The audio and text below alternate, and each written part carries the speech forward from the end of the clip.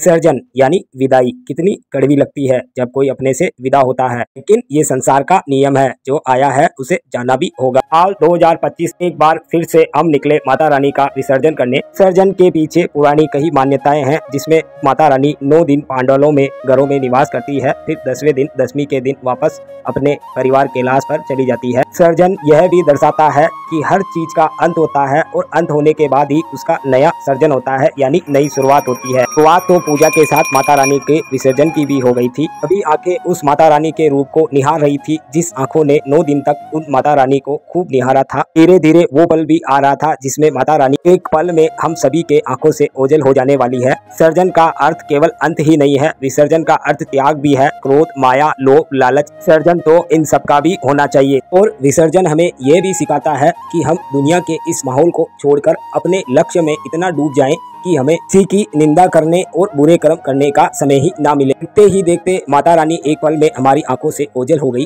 बहुत समय बाद एक साथ मस्ती करने का समय मिला, जिस समय का भरपूर आनंद लिया। फिर सभी को एक कमी खल रही थी, वो थी माता रानी की। चाहे थी माता रानी की आस में, माता रानी की दूरी भी थी बहुत पास में। तो इसी मौके का फायदा उठाया सबने। ड्राइवर ने घुमाई गाड़ी और ली डायरेक्ट जोगड़िया माता की तरफ। वहाँ हमने संध्या आरती में मैया के दर्शन किए। आज तो भरपूर लिया आनंद। तब तक हो गई शाम, हम निकले घर की तरफ। बोलो जय सिया राम।